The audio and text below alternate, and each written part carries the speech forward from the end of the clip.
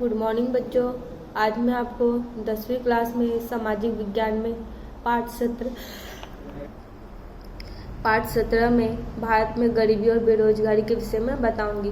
बच्चों, इसको पहले हम लोगों ने गरीबी की व्यूहरचना, गरीबी किसे कहते हैं, इन सब के विषय में जाना। आज हम गरीबी निवारण के कार्यक्रम के विषय में जानेंगे। गरीबी निवारण के कार्यक्रम PAP, जिसका फुल फॉर्म है पॉवर्टी एलिविएशन प्रोग्राम, गरीबी को निर्मूल करने के उपायों को व्यूहात्मक रूप से सफल बनाने के लिए गरीबी रेखा के नीचे जीने वाले शहर के ग्रामीण क्षेत्र के लोगों का सीधा प्रभाव हो, इस तरह विविध कल्याणकारी योजनाओं का सीधा आर्थिक लाभ उन्हें मिले, इस उद्देश्य से तथा रोजगारी के अवसर उपलब्ध करवाकर आय वृद्धि द्वारा गरीबी निवारण के कार्यक्रम अमल में लाए गए हैं। गरीबी निर्मूलन कार्यक्रमों योजनाओं को मुख्यतः 5 विभागों में बांटा गया है। पहला है वेतन युक्त रोजगारी के कार्यक्रम, दूसरा स्वरोजगारी के कार्यक्रम, तीसरा अन्य सुरक्षा से संबंधित कार्यक्रम, चौथा सामाजिक सुरक्षा से संबंधित कार्यक्रम, पांचवा शहरी गरीबी निवारण के कार्यक्रम। वर्तमान में इन 5 क्षेत्रों में अनेक क्रमबद्ध कार्यक्रम अमल में हैं, परंतु उनमें से मुख्य कार्यक्रमों और योजनाओं की निम्नानुसार संकलित और सर्वग्राही चर्चा करेंगे। पहला, कृषि विकास, सिंचाई सड़क, फल संरक्षण, सेंद्रीय कृषि और खेत उत्पादों की बिक्री जैसे क्षेत्रों में नीचे की योजनाओं में दर्शाए कार्यों में जुड़कर रोजगारी प्राप्त कर सके, जिनमें से सीधी आय प्राप्त हो और गरीबों की स्थिति सुधरे, यह मुख्य उद्देश्य है। इसमें पहला है प्रधानमंत्री कृषि सिंचाई योजना। राष्ट्रीय कृषि योजना के अधीन कृषि की वृद्धि दर बढ़े, कृषि से संलग्न विभाग विकसित करना, सिंचाई की सुविधाओं में वृद्धि करना, जमीन को सिंचाई के अंतर्गत लाना, टपक पद्धति से सिंचाई करना, प्रत्येक खेत को पानी मिले जिससे जल संकट को दूर करने के छोटे बड़े मध्यम कद के चेक डैम खड़े करना, ऐसे अनेक उपाय करके किसानों को कृषि के खतरे और कर्ज से बचाने तथा रोजगारी द्वारा आय पूर्ति से गरीबी बाहर निकालने का प्रयत्न सरकार कर रही है। दूसरा है प्रधानमंत्री फसल बीमा योजना। इस अंतर्गत खेत सुरक्षा बीमा योजना को आर्थिक सुगठित करके प्राकृतिक आपदाओं से किसानों को होने वाले नुकसान से आर्थिक सहारा देने की सहायता करते हैं। प्रधानमंत्री फसल बीमा योजना में क्या है कि खेत सुरक्षा बीमा योजना अधिक सुगठित करके, मान लो प्राकृतिक आपदा जैसे बाढ़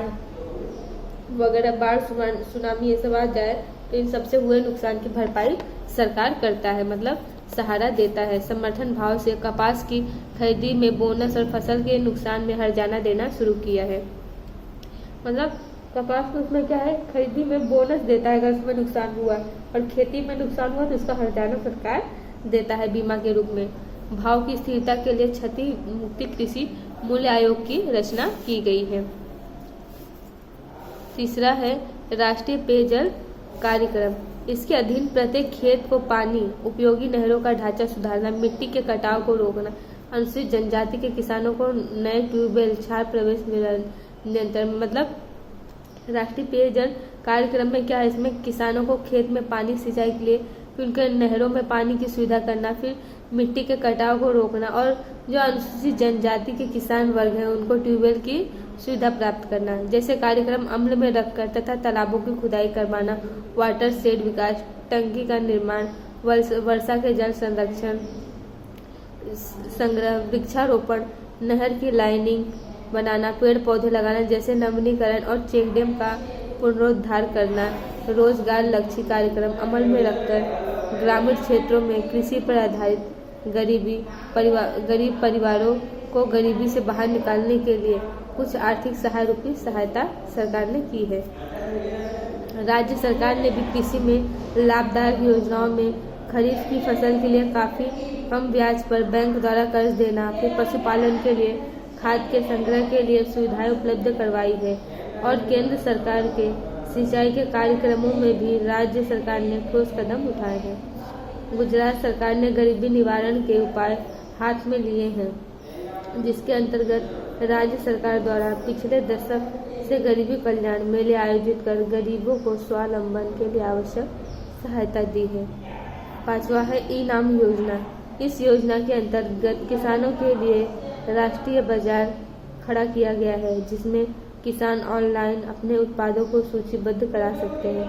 व्यापारी किसी भी जगह से अपना उत्पादन की बोली लगा सकते हैं। मतलब सरकार ने क्या है, ऑनलाइन की व्यवस्था की है। व्यापारी क्या है, कहीं से भी अपने सामान ऑनलाइन बेच सकते हैं। फिर बिचौलियां, दलालों से होते नुकसान, इन सब से क्या है, किसान को क्या है, बचत हो गई। मतलब क्या है, नहीं तो किसान क्या काम करता था, अपने चीज शहर बेचता था ले जाके, शहर से वो दूसरे के खाते में जाता, दूसरे से तीसरे के हाथ में जा जाके जो लास्ट में जिसको मिलता है उससे उसको भरपूर दाम, इससे क्या है, किसान को नहीं मिलता था। जो किसान अपना मान लो आलू 10 रुपये किलो बेचा, तो वो वहाँ से व्यापारी बड़े मार्केट में जाकर उसको 20 से 30 रुपये किलो में बेचेगा, तो नुकसान किसका होता है, तो किसान का होता है। इसलिए ऑनलाइन की सुविधा सरकार ने उपलब्ध करा दी है। अब है ग्राम उदय से भारत उदय। इन जैसे कार्यक्रमों में के माध्यम से क्या है, किसान लक्ष्य योजना में वन्य प्राणियों यानी जंगलों के प्राणियों से उनको नुकसान न पहुंचे, उसके लिए फसल की रक्षा के लिए तार की बाड़ लगाने का आर्थिक मदद सरकार ने की है। सैटेलाइट की सुविधा की है। बरसात की आगाही, खनिज क्षेत्र का संशोधन, ये सबका सर्वे के द्वारा कृषि में यंत्रीकरण के लिए ट्रैक्टर, मिनी ट्रैक्टर, इन सब का निर्माण कराया है और उनको कम ब्याज पर सब्सिडी के रूप में मदद मिल सके, इन सब की सरकार ने व्यवस्था ग्रामोदय भारत में की है। उसमें जल संग्रह के लिए जलाशयों में से पानी निकालना, उनको गहरा करना, खेत तालाबों का निर्माण करना, जलाशय और नली नहरों की सफाई तथा लंबाई में वृद्धि करना, जल मंदिरों का पुनः स्थापन और चेक डेमो को रिपेयरिंग और जल संग्रह शक्ति में वृद्धि करने जैसे अनेक कार्यक्रम आयोजित किए हैं। उसके बाद है दीनदयाल योजना। इसमें क्या है, दीनदयाल उपाध्याय ग्राम ज्योति योजना में क्या है, ग्रामीण क्षेत्र में किसी भी प्रकार के अवरोध के बिना 24/7 यानी रात दिन सतत बिजली की आपूर्ति करना। मतलब गांव में क्या है बच्चों, पहले बिजली की कटौती होती थी, अब क्या है 24 घंटा उसमें वहाँ बिजली देते हैं।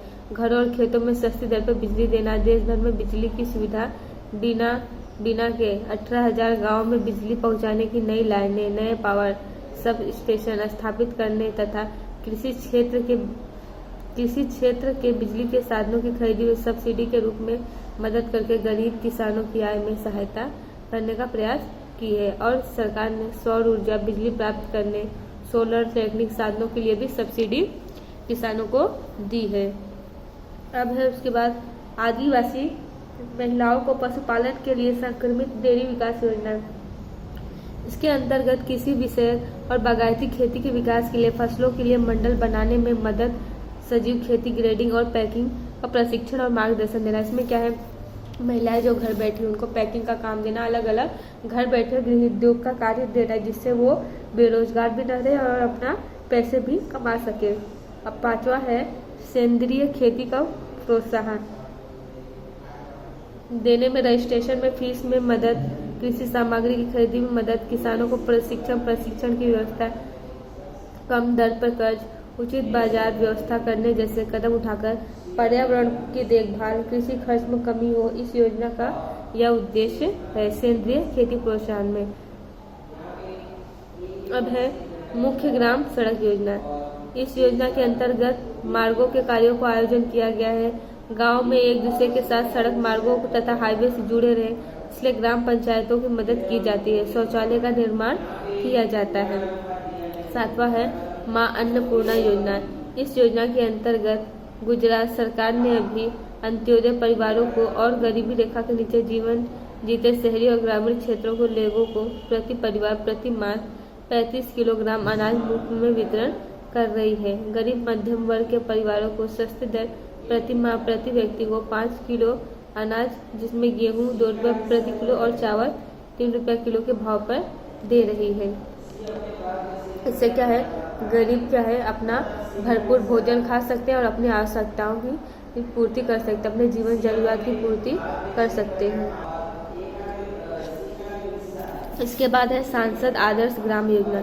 इसके अंतर्गत क्या है बच्चों, कि संसदीय क्षेत्र में दत्तक लिए गए गांव को, मतलब कि जैसे गोद लिया जाता है, जिस गांव को इसमें क्या है संसद गोद ले लेता है, उस गांव को आदर्श गांव के रूप में उसको बनाता है, उसको अस्थायी संपत्ति देता है, अच्छे जीवन स्तर का निर्माण करवाता है, ग्रामोद्धार का विकास करता है, सांस्कृतिक विरासत का जतन करते हैं। जो क्या है सांसद आदर्श गांव में क्या है, सरकार क्या है किसी एक गांव को या स्कूल को गोद ले लेती है तो उसको सुव्यवस्थित बनाने की पूरी कोशिश करती है। अब है महात्मा गांधी राष्ट्रीय योजना गारंटी, इसको मनरेगा भी करते हैं। मनरेगा में क्या है रोजगार लक्ष्य कार्यक्रम, हमारे गांव में हमारा काम साथ में मिलता है उचित दाम पर। तो बच्चों आपकी पूरी 14 योजनाएं दी गई है, इसमें से 9-10 योजनाएं मैंने करा दी है, बाकी की ये सब योजनाएं जो है आप अपने आप से पढ़ लेना। धन्यवाद।